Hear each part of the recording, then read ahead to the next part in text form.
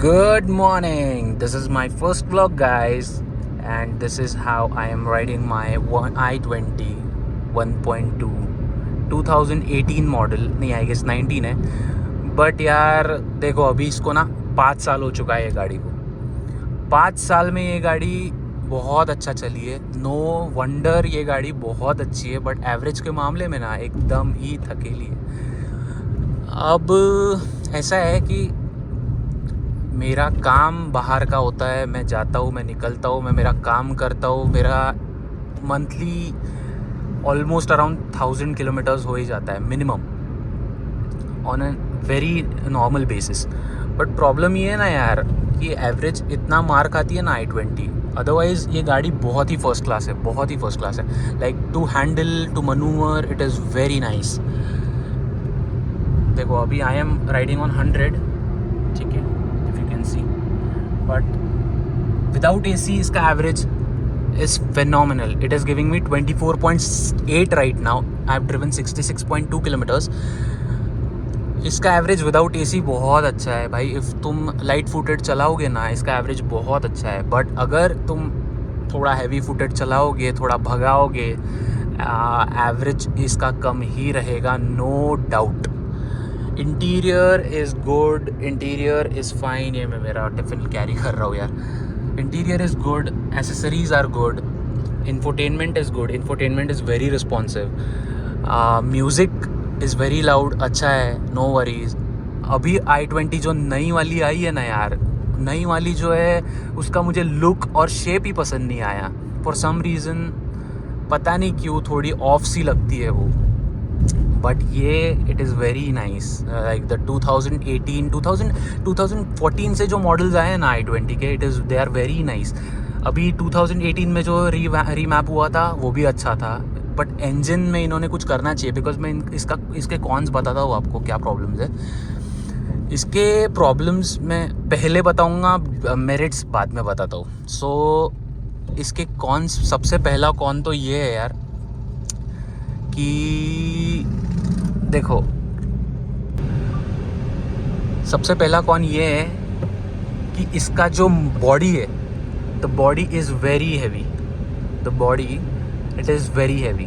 So the metal they have used, जो metal इसमें use किया हुआ है वो बहुत अच्छा है, बहुत अच्छा है. मतलब इफ़ आप ठोक भी दोगे ना गाड़ी तो उसको, मतलब जैसे बलेनो है ना, बलेनो का कैसा अंदर चले जाता है, वैसे इसका अंदर नहीं जाएगा भाई कुछ भी मेटल.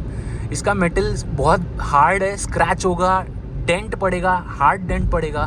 बट लो क्वालिटी नहीं है, is what I am saying. Low quality नहीं है. इसका जो मेटल है it is quite heavy. But उसका एक डीमेरिट भी है. अब डीमेरिट क्या है? ये डीमेरिट ये है कि because of low engine, like 1.2 litre, तो इसका पिकअप थोड़ा उसके वजह से कम हो जाता है. तो जो पिकअप है वो थोड़ा मार खा जाता है इसमें. अब पिकअप मार खाता है, एवरेज मार खाता है हैवीनेस के वजह से, because of the good metal. अब मैंने ना इसका टॉप मॉडल उठाया था यार, एस्टा. एस्टा ऑप्शनल तब था नहीं, सिर्फ एस्टा था. बिकॉज एस्टा ऑप्शनल उन्होंने आई गेस बंद ही कर दिया है.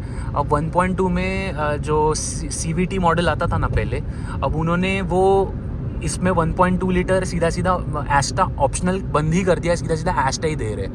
तो एस्टा में ये डील है कि एस्टा का ऐसा है कि ये जो गाड़ी है एस्टा में, इसमें आता है R16. जो व्हील्स है वो है R16 अलॉय व्हील्स. तो अलॉय व्हील्स की वजह से एक अलॉय व्हील्स का लुक बहुत अच्छा दिखता है यार. दिखने में तो फर्स्ट क्लास दिखता है, like the way it turns, the way it looks, it is absolutely nice.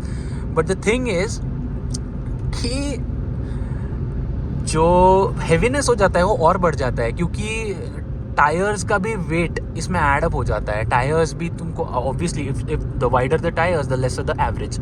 सो उसके वजह से भी और थोड़ा मार खाता है. सो ये एक प्रॉब्लम मैं देख रहा हूँ, मैं फेस कर रहा हूँ, बहुत ज़्यादा फेस कर रहा हूँ. बिकॉज इसका एवरेज ना कम हो जाता है. अब what I am feeling is कि मुझे ना एक अपग्रेड चाहिए. अब अपग्रेड भी चाहिए तो मैं गाड़ी भी लूँ तो कौन सी लूँ यार. देखो अभी Hyundai में ये इशू है कि Hyundai में अगर मैं इससे अपग्रेड करता हूँ तो मैं लूँगा क्रेटा.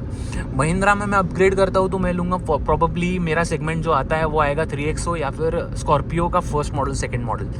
बट अभी उसका प्रॉब्लम ऐसा है कि स्कॉर्पियो का एवरेज भी कम है, स्कॉर्पियो का एवरेज अराउंड है मेरे ख्याल से 12 या 13, इसका भी एवरेज विथ एसी, अभी मैं एसी चला रहा हूँ गाइस बिकॉज मुझे रिकॉर्ड करना है, सो इसका एवरेज अभी धीरे धीरे कम होने लग जाएगा, सो वो एक बैकलॉग है। Otherwise this car to drive is stupendous, it drives very nice.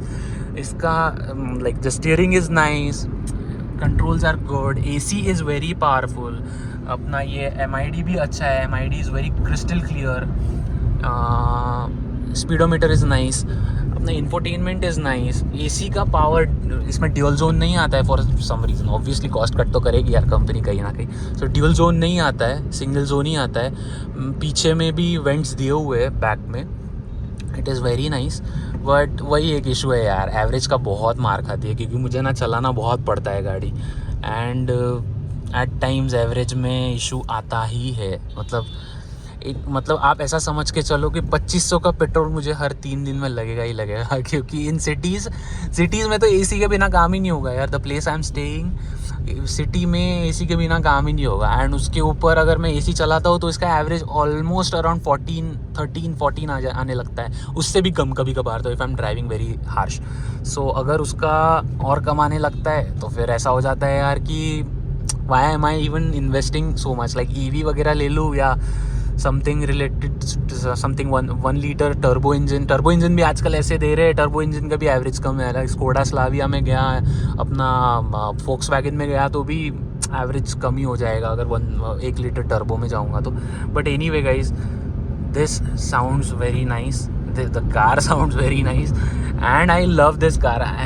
No hard feelings, this car is absolutely nice.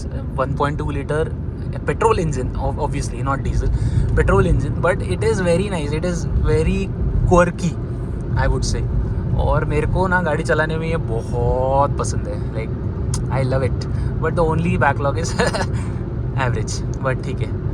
See you guys, I'll meet you next time, I'll get another vlog for you guys. This is my first video. Please support, please be kind, please help me, and please subscribe to my channel. This is my new channel, and thank you so much.